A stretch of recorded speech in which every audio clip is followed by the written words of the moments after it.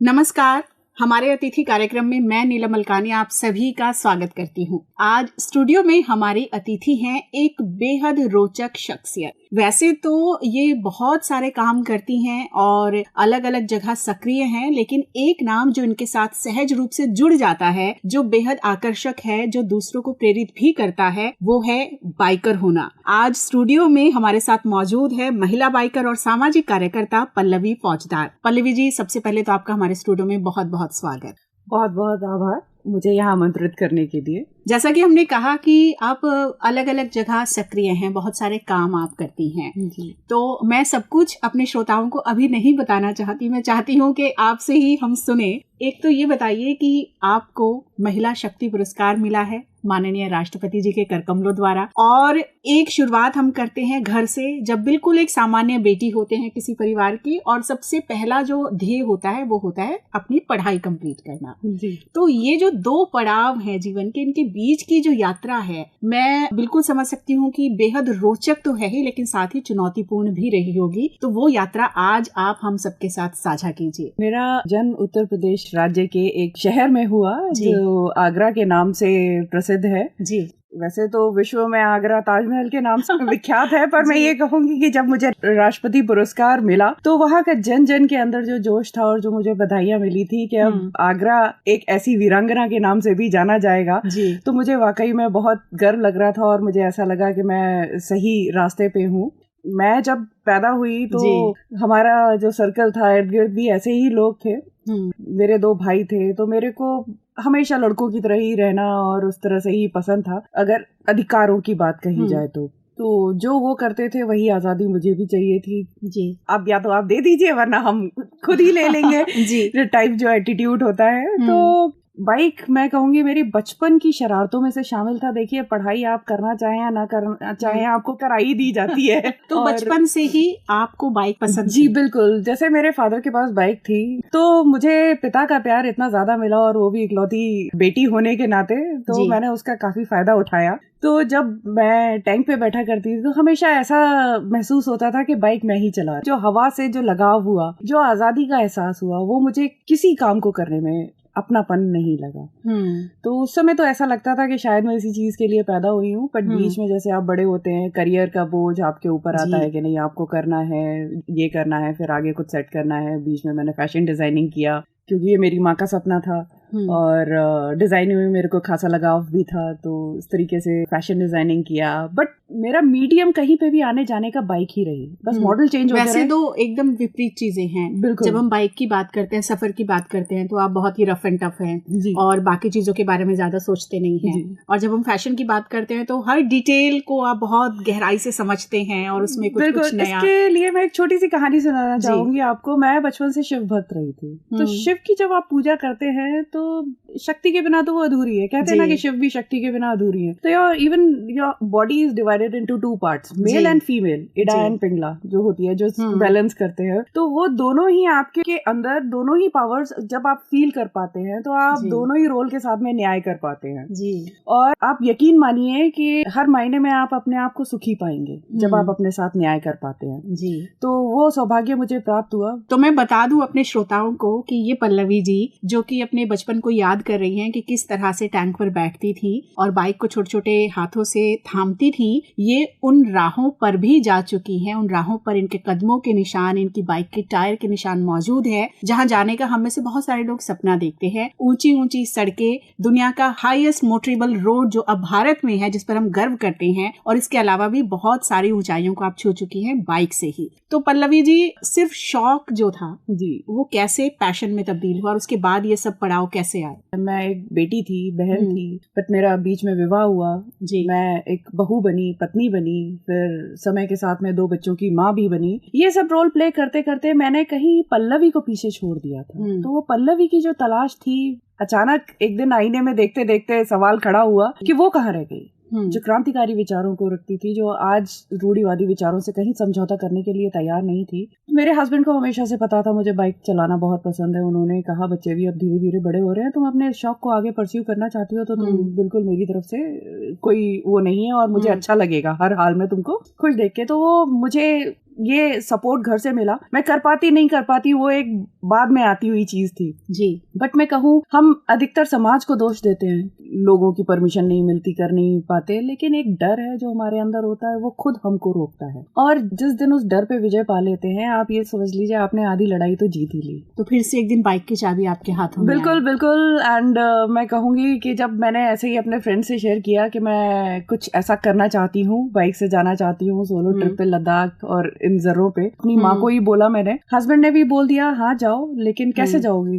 तो मैंने कहा मैं बाइक से जाना चाहती हूँ। कि अच्छा कोई ग्रुप जा रहा है क्या? तो मैंने कहा नहीं, मैं सोलो जाना चाहती हूँ। तो सबका सेफ्टी कंसर्न ज्यादा थे कि आप महिला होते हुए आप सेफ फील करेंगी या नहीं। तो मैंने कहा देखिए कहीं ना कहीं मेरे मन में एक ऐसा विश्वास है कि मैं ये कर सकती हूँ। और जब मेरी माँ ने मुझे रोका, माँ ने कहा कि जो हर एक माँ के अधिकतर आई थिंक एक ही डायलॉग होते हैं कि भाई ये बचपन का फितूर था तुम्हारा, अब शादी हो गई, हमें लगा ये भूत तुम्हारे सर से उतर चुका होगा, 2 बच्चे हैं, शादीशुदा, अच्छी खासी जिंदगी है, तुम उस पे ध्यान लगाओ, ये क्या फालतू के फितूर हैं। तो मैंने मेरी माँ से सिर्फ एक बात कही थी, माँ कोई ऐसा सपना जो आप सारी जिम्मेदारियों के बीच में जो जीना चाहती थी, आज मैं कहूँ मेरी मुट्ठी में, और जाइए जी लीजिए। तो क्या कुछ है ऐसा आप भी आपके पास में? अगर है तो मेरा ये वही सपना है जो मैं करना चाहती हूँ। और ना केवल अपने लिए करना चाहती हूँ माँ, मैं ये करना चाहती हूँ आपके लिए, अपने लिए, उन सभी महिलाओं के लिए जो कहीं ना कहीं समझौता कर लेती हैं कि अब उम्र हो गई, अब बच्चों की परमिशन, अब ये अब वो, सुविधाएं बहुत ही नाना प्रकार के होते हैं, तो वो कभी दे आर एंडलेस, कभी खत्म नहीं होते। तो मैंने कहा मैं एक बार एटलीस्ट एक कोशिश तो करना चाहती हूँ। अगर इतना वादा करती हूँ कि मैं अगर वापस आई तब भी आपको गर्व होगा, नहीं आई तो भी मैं आपको एक गर्व करने का अवसर दूंगी। तो घर वापस नहीं आने के पीछे का जो विचार था उस वक्त आपके जहन में क्या चल रहा था? एक्चुअली क्या क्या दुश्वारियां होती हैं? सुविधाएं इतनी उपलब्ध नहीं थी। आर्मी तो है, हमेशा से बॉर्डर पे है, लेकिन जो वेदर से रिलेटेड चैलेंजेस होते हैं, जैसे एक्यूट माउंटेन सिकनेस, हाई एल्टी के बहुत से रिलेटेड, आपका ऑक्सीजन लेवल कम हो जाता है, उसी में होता है आपका ब्लड थिक होने लगता है, आपको ब्रेन स्ट्रोक, हार्ट स्ट्रोक होते हैं। तो जब मैंने उस साल की 2015 की जो रिपोर्ट निकलवाई थी, कलेक्ट की थी, उसमें काफी सारी जाने जा चुकी थी, अराउंड 30 के करीब। तो एक कहीं ना कहीं रहता ही है, और खासतौर से घर वालों के ऊपर। तो वो मेरी पूरी यात्रा चैलेंजेस से भरी हुई थी। तो अंदर ही मन से आवाज आती थी, जब ये विचार किसी ने दिया है तो उसने सोच समझ करके दिया है कि तुम ये कर सकती हो। तो थॉट उसकी है, विश्वास तुम्हारा है, कर्तव्य तुमको करना है, कर्म तो आप ही करेंगे ना जी। तो सिर्फ एक ऐसी विश्वास पे मैं एक के बाद एक पासेस कवर करती गई और मेरा पहला वर्ल्ड रिकॉर्ड क्रिएट हो गया जी। तो बस थोड़ा विश्वास और लगा कि मैं और भी कुछ कर सकती हूँ। तो फिर 2015 में ही मैंने बहुत नाम सुना था डूंगरीला पास, जिसको माना पास भी कहते हैं, जो हमारे सौभाग्य से भारत में ही है, उत्तराखंड की जमीन पे। जब आप बद्रीनाथ जाते हैं उस रास्ते में पड़ता है। तो मैंने सुना था कि ये विश्व का सबसे ऊंचा मोटरेबल पास है। अगर आपको मैं बताऊं कि 52 किलोमीटर्स का रास्ता है उसका, माना विलेज से, तो आपको क्या लगता है कि 52 किलोमीटर तय करने में आपको कितना समय लगेगा? मैक्स टू मैक्स अगर आप एवरेज स्पीड पे भी चल रहे हैं तो 2 घंटे में आप कर लेंगे। बिलीव मी, मेरे को वापस जाकर के और वापस आने में मेरे को 12 घंटे लगे। वेदर कंडीशन, वेदर तो साथ में होता ही है, वेदर को तो आप अवॉइड ही नहीं कर सकते। टेरेन रोड तो है ही नहीं, एक दर्रा है, एक बीआरओ रोड साथ में काट रही है, बोल्डर्स पड़े हुए हैं बड़े बड़े। मेरे को यही था, मेरे बस एक ही इच्छा थी, मैं बार बार चैंटिंग करती जा रही थी और ईश्वर से एक ही चीज मांग रही थी कि मुझे उस ऊंचाई तक पहुंचा दो। ये मेरे अकेले के लिए नहीं है, ये हर एक स्त्री नारी शक्ति के लिए है, उसका आत्मविश्वास वापस लाने के लिए। और आप बिलीव करें, ऐसी शक्ति मेरे अंदर आई कि मैं उस दर्रे को, हालांकि वापस आकर के मुझे ऐसा लगा वाकई में कि मेरे हर एक हड्डी में फ्रैक्चर है, जो मैं भयंकर पेन से गुजर रही थी जी। बट वाकई में वो एक अतुलनीय एहसास था मेरे लिए। उसी रास्ते में एक और मेरा तीसरा वर्ल्ड रिकॉर्ड बना था, विश्व की सबसे ऊंची फ्रेश वाटर लेक पहुंच करके, जिसको कि देवताल कहा जाता है जी। और सरस्वती नदी का उद्गम भी उसी ताल से होता है। ये सिलसिला जारी रहा, कुछ समय का ब्रेक आया। 2017 में मैंने अपना ही बनाया हुआ वर्ल्ड रिकॉर्ड ब्रेक किया उमलिंगला पास पहुंच करके जी 4 अगस्त 2017 को। जो पहले था आपका वर्ल्ड हाईएस्ट जो पास था वो माना पास, उसके बाद 2017 में उमलिंगला हाँ जी रजिस्टर हुआ, जिसकी हाइट है 19,323 फीट, जो मेजर्ड बाय जीपीएस। यकीन मानिए जब मैं उस ऊंचाई पे पहुंची और जब मैं अपनी फोटोग्राफ ले रही थी और रिकॉर्डिंग कर रही थी और वो बोर्ड जब मेरे सामने था अपनी बाइक के साथ में, जब मैं वहां पहुंची तो वो पल एक ऐसा पल था जब मुझे अपने स्त्री होने पे गर्व हुआ और मैं बार बार ईश्वर को धन्यवाद कर रही थी कि स्त्री रूप में आपने मुझे ये सौभाग्य प्राप्त कराया कि मैं इस ऊंचाई पे गर्व से आज खड़ी हूँ। मैं यही कहूंगी अगर आप ठान लें तो आपके लिए कुछ भी असंभव नहीं है जी। और यहाँ मुझे कुछ पंक्तियां याद आई। मेरा कद मेरी लंबाई नहीं, मेरा कद मेरी सोच है। जो मुझसे लंबे हैं मेरे आगे झुकते हर रोज हैं। तो कई बार हम अपने कामों से, अपनी मेहनत से वो मुकाम हासिल करते हैं, लेकिन आपने सच में इस तरह का काम किया है। आपने जब ये फैसला किया कि अब आप सोलो ट्रैवल करेंगी, एक तो किसी भी महिला का अकेले किसी यात्रा पर जाना थोड़ा चुनौतीपूर्ण तो होता है, क्योंकि बहुत सारी चीजें आपको अकेले मैनेज करनी होती हैं, और अकेले आप होते हैं तो आप कुछ अवांछित लोगों को की नजर में भी आ जाते हैं जब आप अकेले यात्रा करते हैं। ऐसे में आप बाइक के साथ यात्रा कर रही थी। देखिए, पहली थॉट जब आप अनजान टेरेन पे जाते हैं तो आपको लगता है कि क्या होगा, है ना, और खतरा जो होता है अक्सर हमारे इर्द गिर्द ही होता है जी। जब आप अकेले हो, मेरे एक्सपीरियंस में ऐसा मैंने कभी मतलब सोलो में मेरे को कभी कोई ऐसी दिक्कत नहीं आई। और मैं वाकई में कहती हूँ कि मुझे अपने देश पे बहुत गर्व होता है ये बताते हुए कि जहाँ पे भी जाते हैं, अगर आप किसी दिक्कत हुई या कोई बाइक पंचर हुई या आपको कुछ हुआ तो इतने लोग मदद करने के लिए आते हैं कि बेटा आपको कुछ चाहिए या आपने कुछ खाया है या आप कितने दिन से निकले हुए हैं। लोगों को क्यूरियोसिटी भी होती है। तो और कैसी तैयारी जब मैं गई थी तो मैंने अपनी बाइक रिपेयर करना सीखा था कि इन केस अगर कोई ब्रेकडाउन हो जाता है तो छोटा मोटा मैं खुद ही कर सकूं, लाइक पंचर, आपका क्लच वायर एंड ऑल। अगर मेडिकल कंडीशन होती है, कुछ होता है, तो मैं पूरा मेडिकल बॉक्स तैयार करके लेकर जाती थी, जिसमें आपके पेन के इंजेक्शंस होते थे। अगर फ्रैक्चर हो जाता है तो प्लास्टर, स्प्लिंटर्स, एटलीस्ट मैं फर्स्ट एड तो अपने आप को दे सकूं। और पैक्ड फूड होता है कि आप कहीं नहीं पहुंच सकते हैं तो आपके पास में ड्राई फ्रूट, चॉकलेट्स, कुछ ऐसा होना चाहिए जो आपको एनर्जी देता रहे जी। और अगर कहीं लैंडस्लाइड हो जाता है, आपको रोड के उस तरफ जाना है और फंस जाते हैं आप इस तरफ, तो उसके लिए भी तैयारी आप टेंट या शेड लेकर के रखते हैं। तो ये तैयारी तो जरूर लगती है और मैं किसी को भी एडवाइस नहीं करूं कि इसके बिना आप निकलिए, क्योंकि आज भी कई दर्रे ऐसे हैं जहां पे आपको कुछ नहीं मिलता है।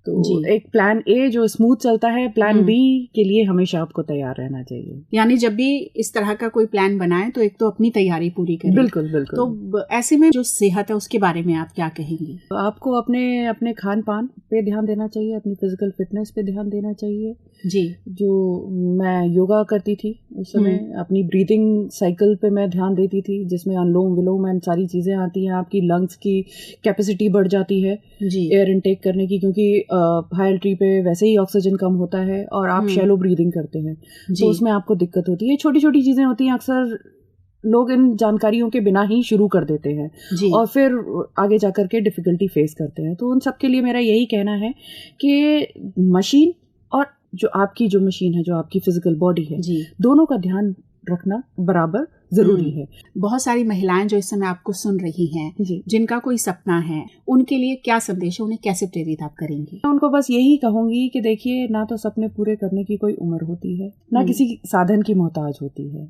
आप पहले विश्वास करिए कि आप करना चाहती हैं और आप कर सकती हैं। अब आप ये फैसला कर लेंगे तो आधी जंग तो आप वैसे ही जीत लेंगे। मैंने अचीवमेंट्स किए, मेरे को पुरस्कार इतने सारे मिले, राष्ट्रपति पुरस्कार मिले मेरे को, क्योंकि मेरी पैदाइश उत्तर प्रदेश से है। माननीय आदित्यनाथ योगी जी द्वारा रानी लक्ष्मीबाई पुरस्कार मिला और उनसे जो पूर्व सीएम थे उनसे भी मेरे को outstanding global women of UP का मिला जी। जब सोसाइटी ने इतना प्यार दिया तो आई थिंक कुछ करना चाहिए अपने समाज के लिए। तो मेरे को सौभाग्य प्राप्त हुआ 181 वुमेन एंड चाइल्ड हेल्पलाइन, जिसका कि मैं फेस थी। तो उसके द्वारा मेरे को अपनी कहानी और जो आत्मविश्वास जगाने का मेरे को सौभाग्य प्राप्त हुआ। और ये इस तरीके से प्लान किया कि ना केवल शहरों में, इसको अगर हमको शुरू करना है तो गाँव से। और मुझे एहसास हुआ कि हाँ, मैं सही रास्ते पे जा रही हूँ। तो पल्लवी जी, आपके लिए यही पंक्तियां कि वो सफर ना आसान था ना आसान है, मेरे ही कदम थे जो उसे नाप गए। तो जो सफर आपने तमाम तय किए उन सब के लिए आपको बहुत बहुत बधाई। जो सफर आप तय करेंगे उनके लिए आपको शुभकामनाएं। पल्लवी फौजदार, महिला बाइकर और सामाजिक कार्यकर्ता, आज आप हमारे स्टूडियो में आई, आपने हमारे माध्यम से हमारे श्रोताओं से बात की, उसके लिए आपका बहुत बहुत धन्यवाद। और इसी के साथ कार्यक्रम प्रस्तुतकर्ता प्रभा कुमार के साथ मैं नीलम मलकानिया हमारे अतिथि कार्यक्रम से अब लेती हूँ आप सबसे अनुमति। नमस्कार।